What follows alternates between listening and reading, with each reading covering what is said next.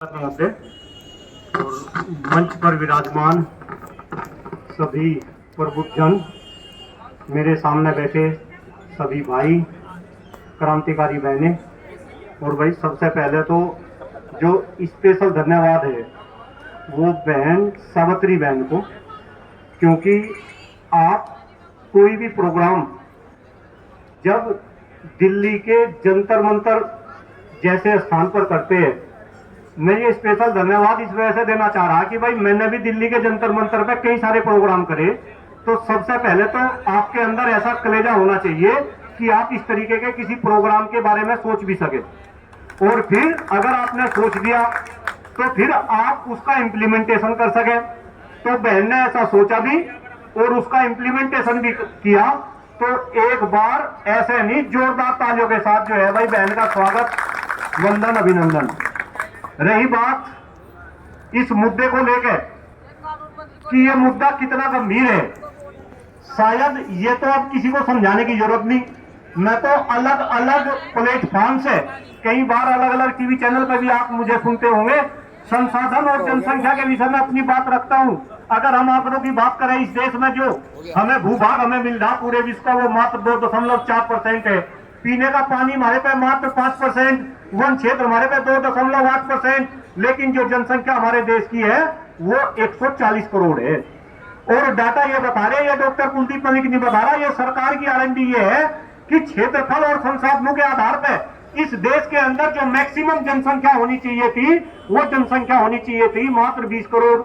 जनसंख्या कितनी होनी चाहिए थी? 20 करोड़। जनसंख्या कितनी है? 140 करोड़, यानी कि 7 गुना ज्यादा। अब आप इसे इस तरीके से भी समझ सकते हैं कि अगर किसी कमरे में एक आदमी के रहने की व्यवस्था है तो वहां कितने आदमी घुसा रखे? 7।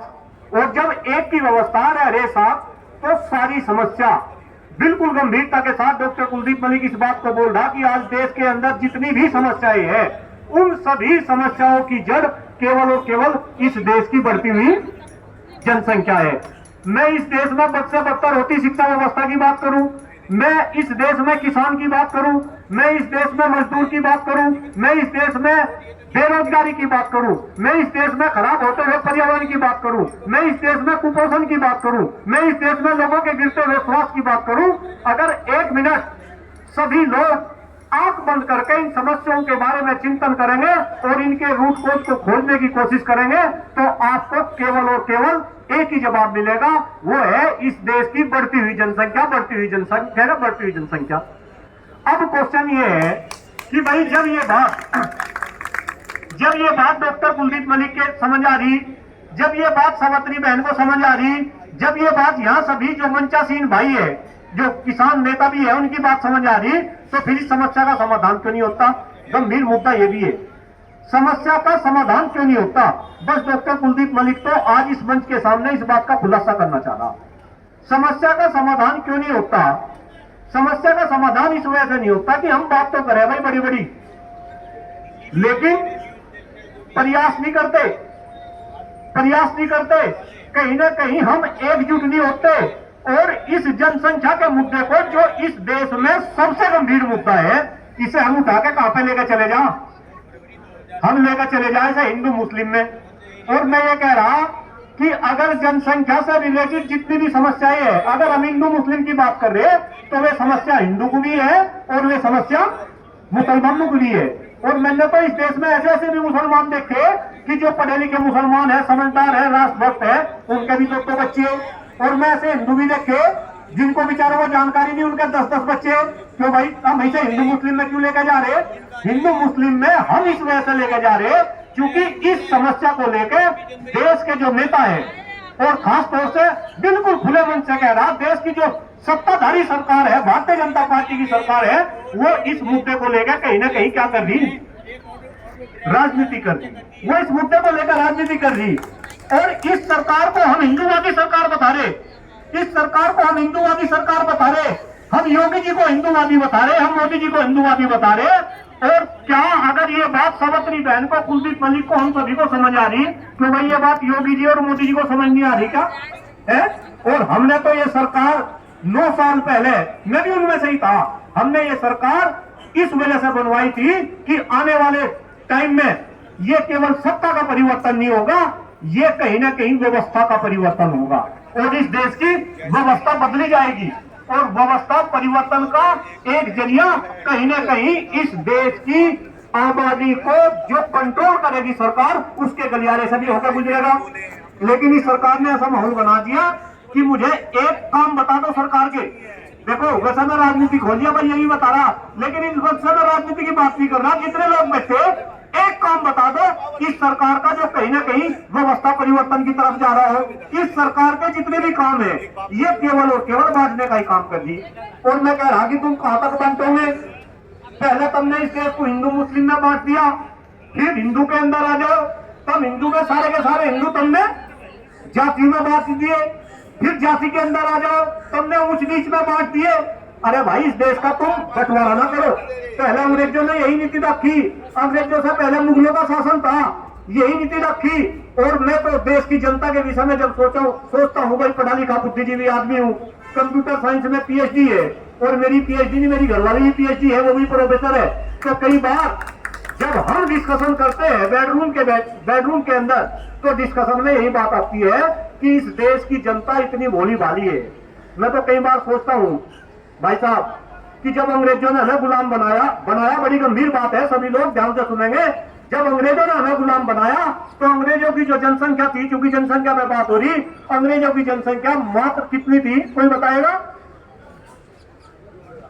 अंग्रेजों की जनसंख्या थी 3 से 4 करोड़ और जो हिंदुस्तान की जनसंख्या थी वो थी लगभग 35 से 40 करोड़।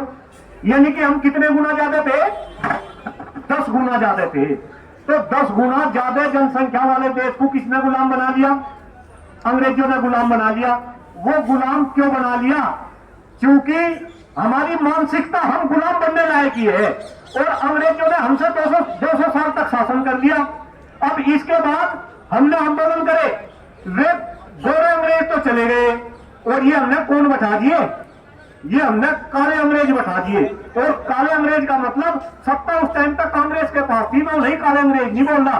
अरे मैं तो काले अंग्रेज भारतीय जनता पार्टी वालों को भी मान रहा। अगर ये व्यवस्था को परिवर्तित नहीं कर सकते तो इसका मतलब ये भी कहीं ना कहीं उन काले अंग्रेजों का ही काम कर रहे।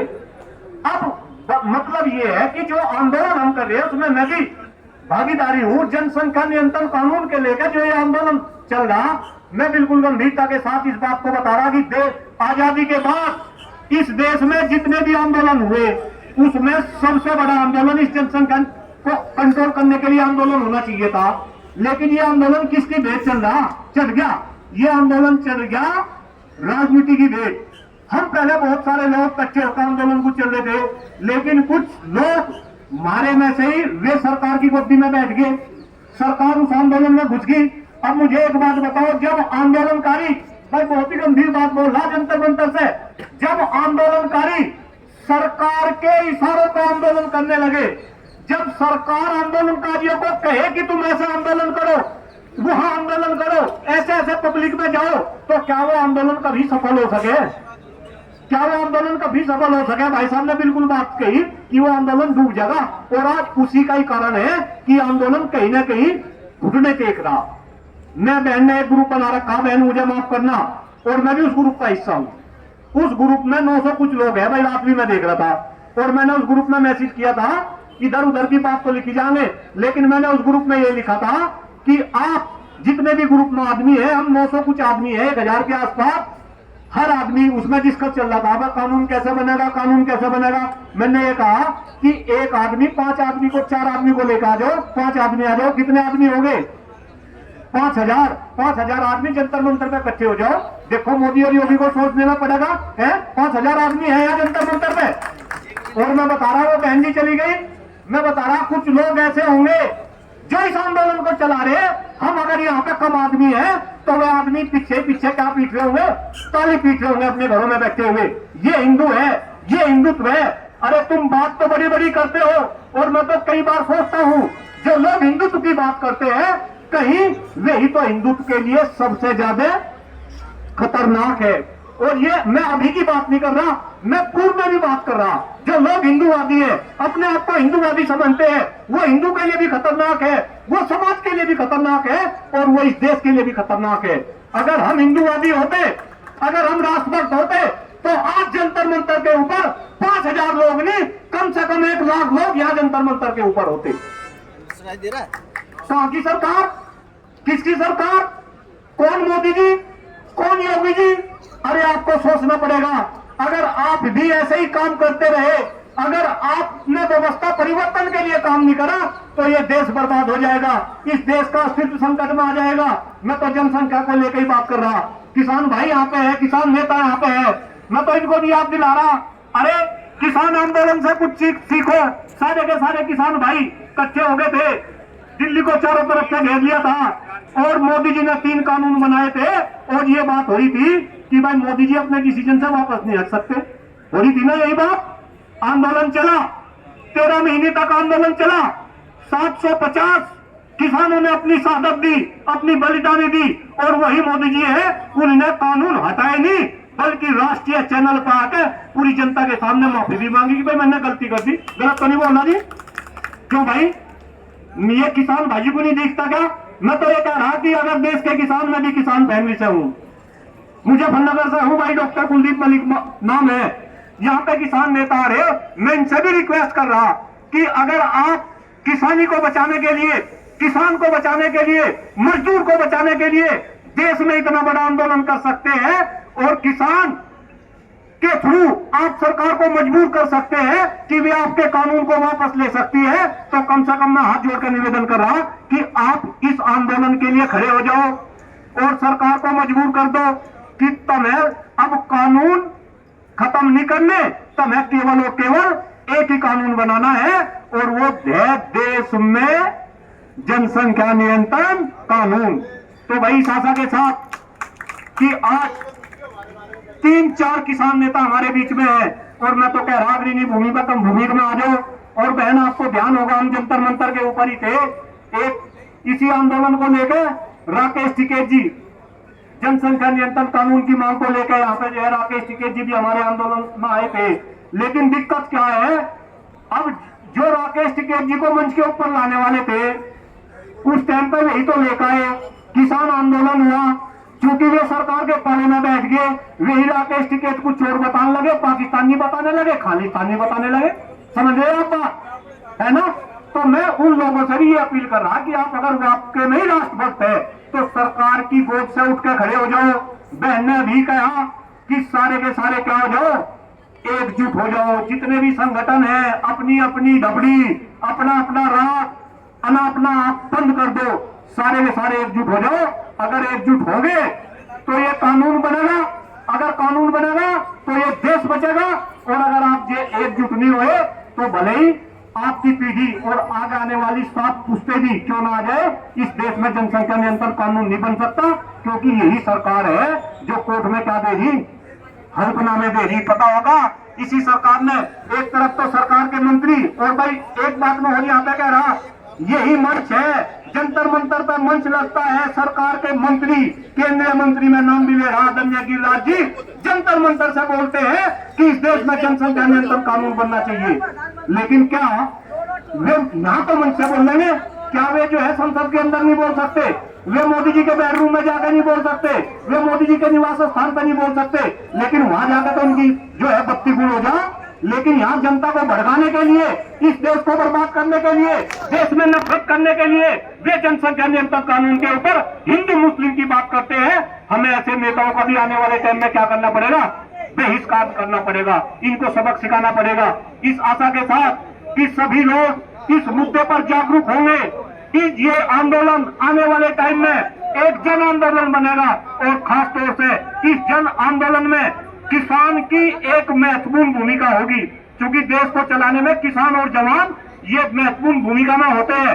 आज सामने जवानों का भी धरना चल रहा, वहां भी मैं अपनी बात जाकर उनसे भी मैं भी यही गुफ्तगू कर रहा था कि अगर ये देश बचाना, देश का अस्तित्व बचाना, आने वाली पीढ़ी बचानी, देश की सभी समस्याओं का समाधान करना, तो आपको जनसंख्या नियंत्रण कानून का आंदोलन को एक जन आंदोलन बनाना पड़ेगा और मोदी जी को कहीं न कहीं विवश करना पड़ेगा कि वे जल्द से जल्द इस कानून को बनाए। मैंने कुछ गलत बोला हो उसके लिए मैं क्षमा प्रार्थी हूँ। अदरवाइज एक बार तो मैं आप सभी का मैं हृदय की गहराई से आभार करता हूँ, नमन करता हूँ।